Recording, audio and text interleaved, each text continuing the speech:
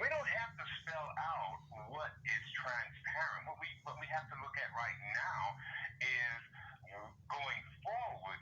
We need to apply some new thoughts and new ideology. And the one that really comes to mind in this day and time is critical race theory. Okay. Republicans and white people are afraid of the critical race theory, and it was founded by Dr. Kimberly Crenshaw.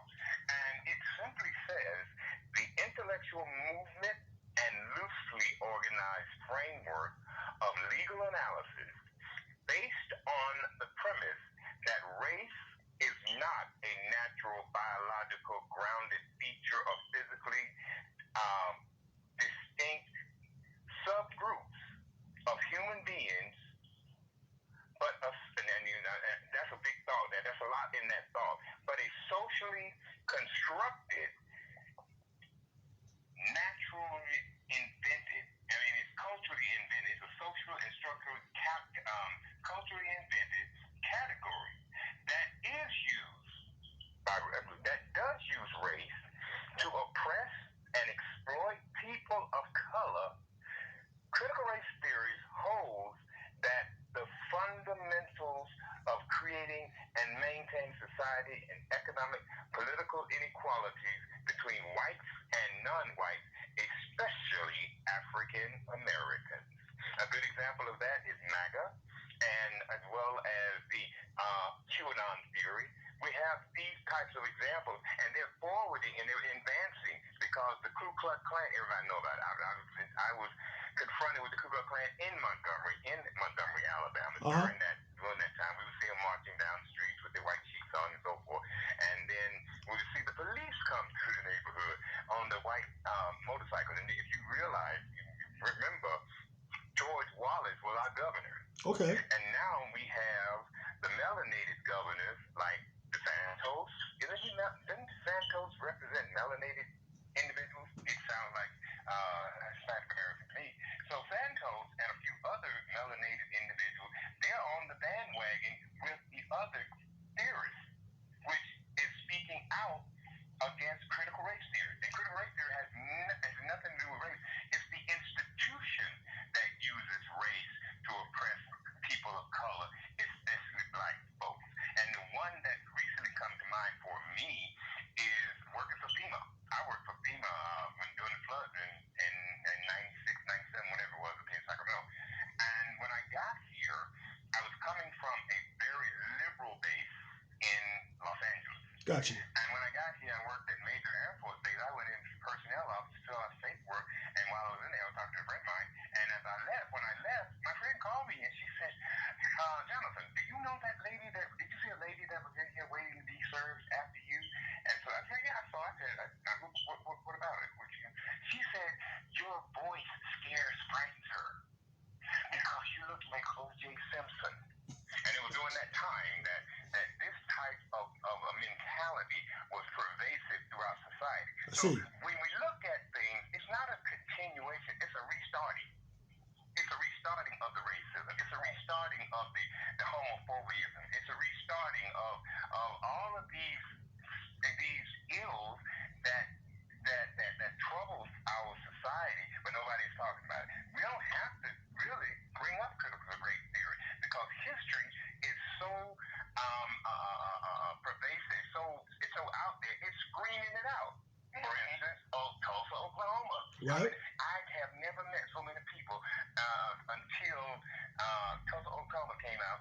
The Dreamland came out. I have never met so many people that had no clue that happened. Talk about Wall Street, right? Huh? Talk about Wall Street? Wall Street, yeah, Dreamland. The Right. of Wall Street. Right. There wasn't numerous people that had no clue. But yet and still today, I heard on the news, they just awarded and I'm not knocking the Asian American Pacific Island community. Don't misconstrue what I'm about to say as a indictment on the AAPI community. However, the government has awarded monies to start programs to help quell the violence against that community. And I agree with trying to do that, but what happened to our reparations? I see.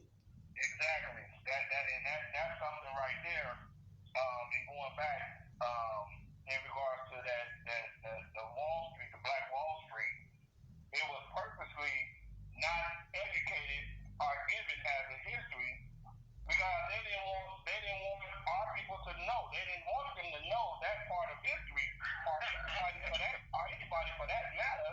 That's right. To try to keep it hidden away every time to the terrorists that they brought on, which was right here in our own backyard. And it was based on a complete lie because the woman that made that said the man tried to rape her, rip the dress, and so on. He stumbled on the elevator, getting on the elevator, reached out, and it happened. His hand happened to grab her dress and tear it. She goes out screaming, running, hollering that this black man's trying to rape me. It's sort of similar to the 2020 election, based on a lie. Mm-hmm. Now, let me. We got people out here now that are arming themselves and getting ready to commit or try to commit another Civil War #2 in America. I see. Now let me ask you a question.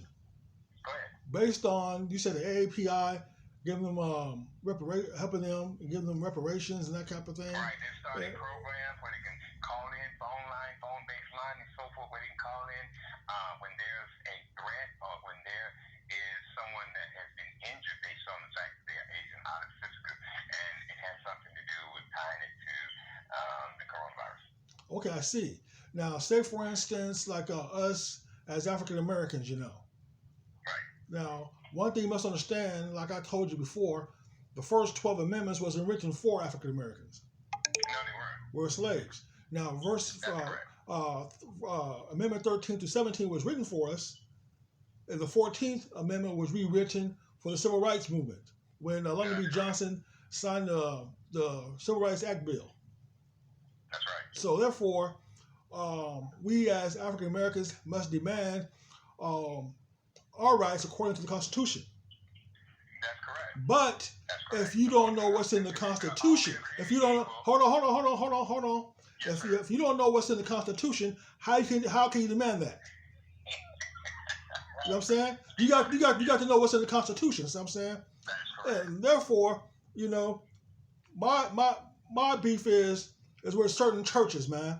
You know what I'm saying? Yes, sir. It's like you have some pastors that might know this, you have some that don't know this. You know what I'm saying? That's correct. Therefore, the civil rights movement can hold some of these pastors accountable that they should educate their people on what's going on in the Constitution. Therefore, they can demand that, man. So I'm saying, instead of always looking for revival, a hoop, holler, a shout, run up and down the aisle and stuff, man, using it as a money machine. I'm saying. Yeah, right. How did you come up with that? And I was going to talk on that earlier, but anyway, go right ahead. You're on track. All right. So check it out, my man. So therefore, if you got that popping off, you know what I'm saying, you let them know, hey, you can hold them accountable. The civil rights were started by Dr. King, his movement, you know, and say, you know, we need to hold some of these churches accountable that say they're marching every year for Dr. King.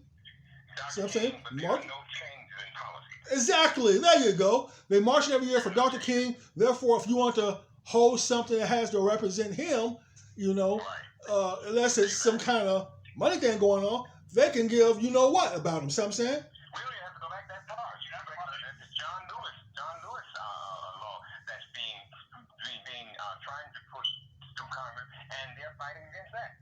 Oh, really? That's why, and you go back and you look at it, that's why they come out with all this voter suppression, because that is correct. They never went through and changed anything about the voters because it's still based on the slavery mentality. Well, exactly. That's what I'm saying. Therefore, if you open up these churches, let them know what's going on, some of this stuff can be changed. You know what I'm saying? Now, I'm not going to say everybody going or everybody in the community is going to participate, but the majority will if they know what's going on. See what I'm saying? You know. But you got too many wolves in sheep clothing behind the pulpit. See what I'm saying? Always wanting something in their pockets. See what I'm saying? They don't educate them to show them and teach them in regards to the purpose of voting, and then show them in regards to why you're voting for a specific person. That's true. Educated. Right. Right. You got to educate them, but then Go And ahead. I stand on this because a lot of pastors, they fight against, like that one pastor that was up there with President Trump and all that other stuff. I know you're talking about. Right now. But see, I like to stand for truth. Period. I don't care how much you hurt. That's what the Constitution says. We hold the truth. Represent it and put it out there and speak about it, no matter how much it's gonna hurt. You see, right? The way that we was taught in regards to going forward in church, it was just all about church. Right. See, I look at things in a total different spectrum because I look at the political side and then I look at the church side. Go ahead. And then I say, okay, I need to depend on the Holy Ghost and let the Holy Ghost show me and reveal to me because we have been so sidetracked and distracted in regards to, to the point where we are so impoverished or impoverished, we lose our teenagers, we lose, around the day. And then we got a gap between the young ones that's coming up now that have no understanding, don't know nothing about God. And they nothing about God. At all. But the thing about it is, pastors, this is one thing I thought, as you all both have covered it. The Constitution talks about we hold these truths to be self-evident and all men are created equal. That's the first line. Right. Okay? Now, if that is the case, and they can go back and they can go back and change the voting laws in Georgia and the other states that come on board. Why don't they change us being a 3/5 of a person to make us a whole person? I agree. I agree. But I'm talking about change. We shouldn't be a 3/5 of a person in 2020. We have homes and we have businesses and we have degrees and we are lawyers and accountants and pastors and teachers and human beings, but yet and still our United States Constitution in this racist society that we live in says we're only 3/5 of a person. No matter what you do, judge, police officer, when you go out on those streets as a black man, you are less than a human being. You may be able to wear your title in your office as a doctor or a lawyer or a judge, but once you walk out of those streets, you are just a 3/5 person. That was evident by the captain being maced in the face by the police department. When we talked about the police department, Brother Charles, right. That was one of those examples. Well, I agree. Hold on for a second. Like say, for instance, I agree with you 110%. That's why I say and I harp on, the churches and stuff. So I'm saying because understand this, Mr. Bivens, understand this, Pastor Kelly. When Dr. King was alive, he was the most hated human being, man. One of the most hated human beings on the earth. So I'm saying, black churches, especially Baptists, they wanted nothing to do with Dr. King. So I'm saying they felt as though he did them harm. So I'm saying instead of good. Right. Now he's the most celebrated figure after his death. So I'm saying. Well, the thing about it is, they got it wrong because he didn't have as much pressure from the black community as he had from Lyndon Baines Johnson. Johnson told him, you march those people through the South, it's going to be open season. He was letting them know they're going to be shot to death if you march those people down through the South. Well, agree. I agree. So I'm saying I agree. Yes, he did. That's why if it wasn't gentlemen, if it wasn't for some white pastors along and other good white Caucasians coming along aboard helping Dr. King, nothing would have happened. See what I'm saying? Yeah. Well, there were a few, but they were killed. Okay. There were a few. The woman that was in the car, the white woman, driving people back and forth. Sacrifice through your home in order to gain over the populace. Now, the thing about it, let me say this right quick, Brother Johnson. Go ahead. When you write yourself in history, you can put whatever you want to put because you write yourself in history. Exactly. But when you are in history, there's no change in that. The truth be told, there's no change. See, we're so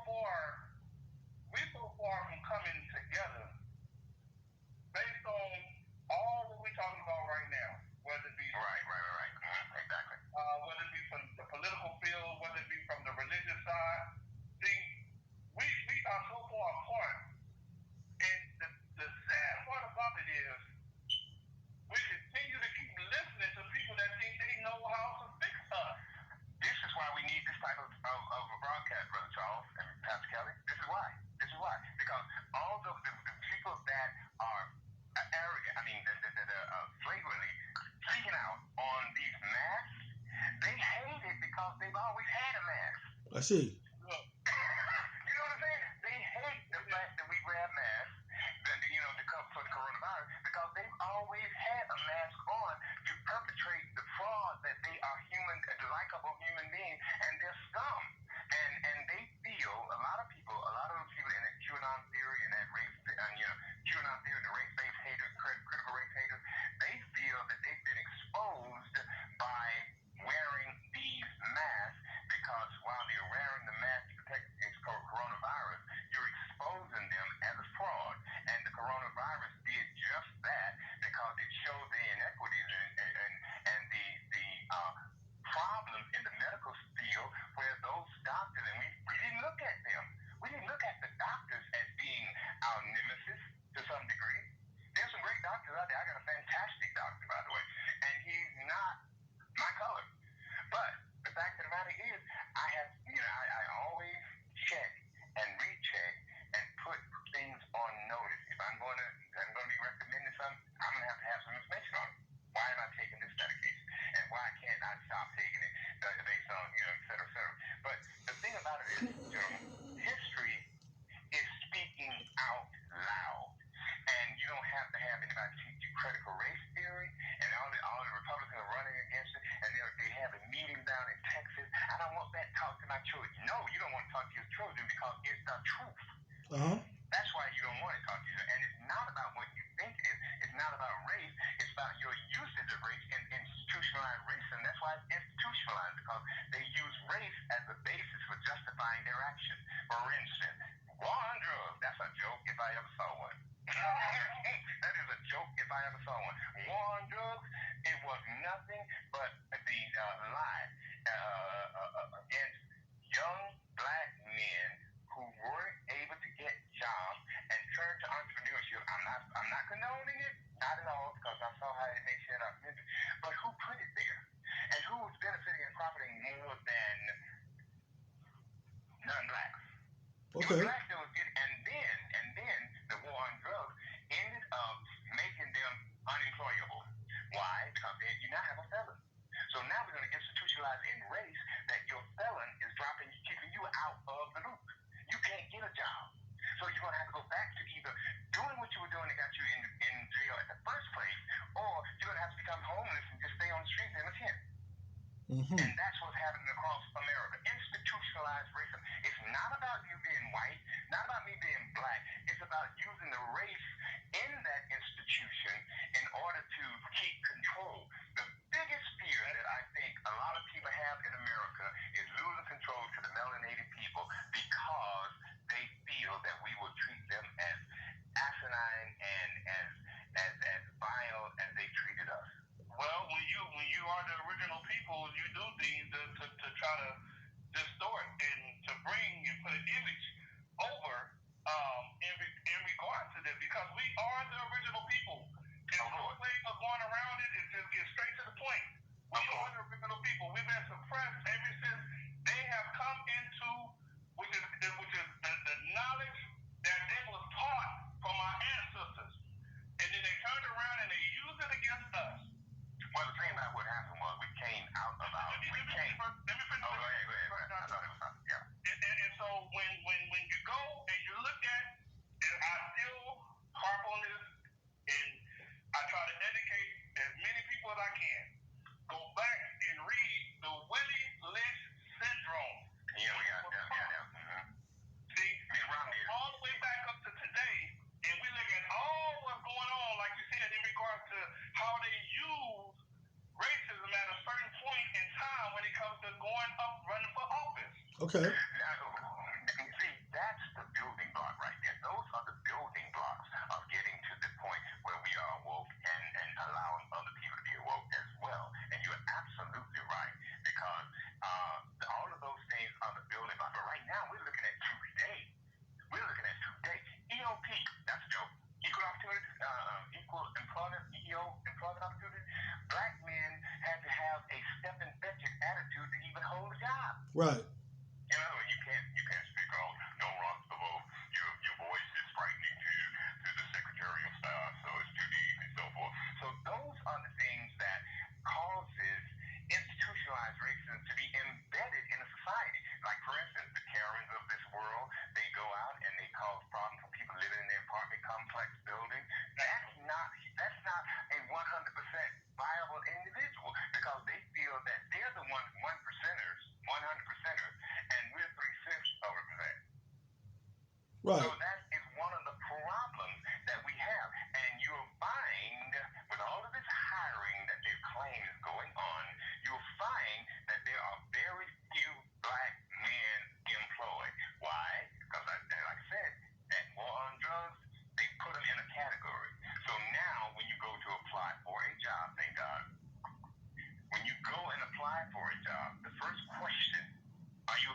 Right. Are you on probation? Right. Or parole?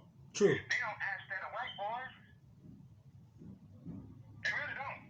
I told you, I was almost in law enforcement. And in the military, not only that, the least experienced individuals that we had over us in the military were less educated and less ready to take on that particular role. Okay. And that was an example. And I found out after I served this country for 3 years and was honestly discharged, then I didn't find this out until after serving in the military.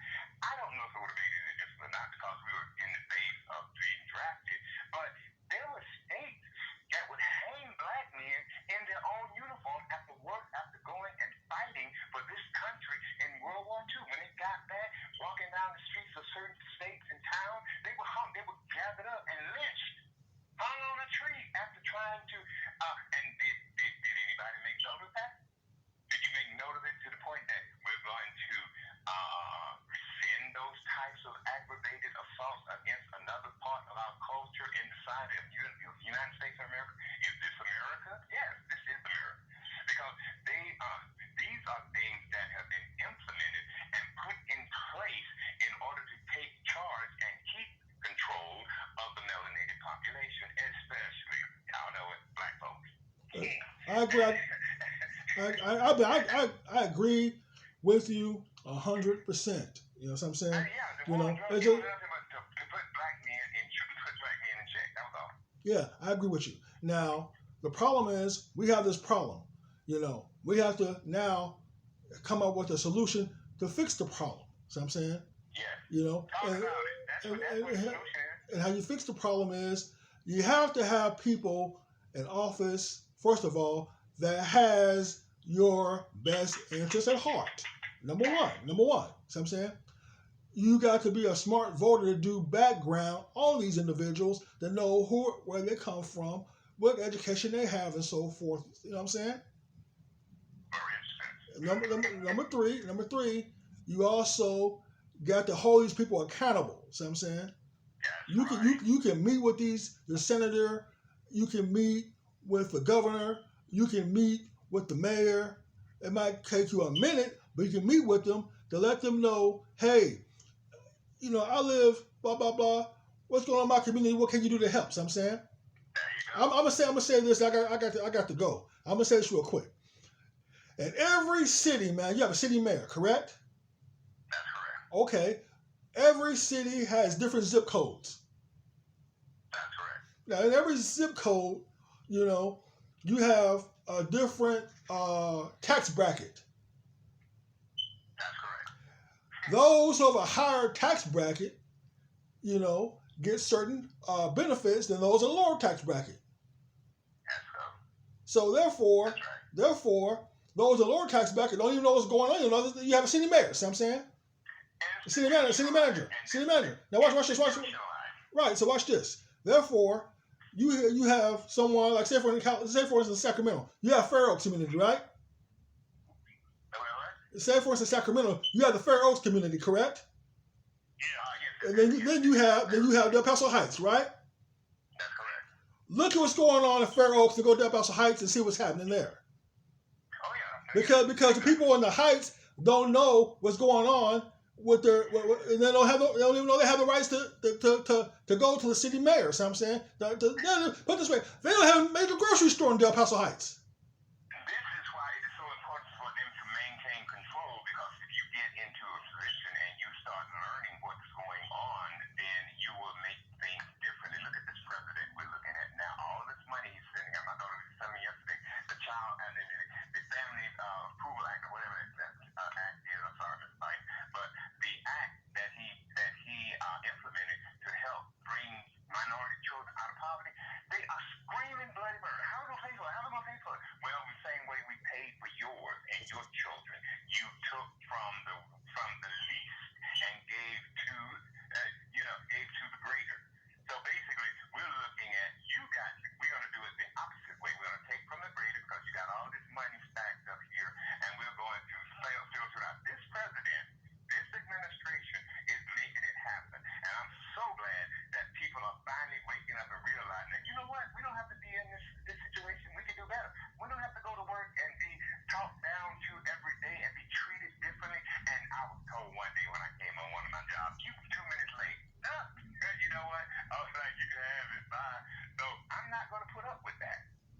Well, not me.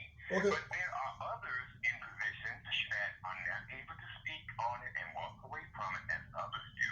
But the fact of the matter is we need to try to indoctrinate and teach individuals how you can stand up and be the man and the woman that you desire to be without threatening anyone or not with threatening attitudes. But the fear is that once you stand up and speak out, you're retaliating against the normal order, so to speak, the order of things. Right. So you're out of order. And so history has already revealed to us during this last year and a half, during this pandemic, history has revealed to us we were always being done wrong. And with the vaccine that is going on right now, we all remember the Tuskegee situation. Right. There's not been a whole bunch more that we didn't know about. That's right. Okay. There's been a whole lot more that we didn't know about. Okay. Now, gentlemen, I also want to say some of these laws are being passed because of the GOP also as well, the Republican Party doing their part also as well. Let's not forget that. But I have to get out of here. We're gonna pick up where we left off at. Okay. So you guys have you too. You guys have a blessed day, and I'll give you talk yours. Okay. Yes, sir. All right, sir. Okay. Thank you. All right then. Bye bye.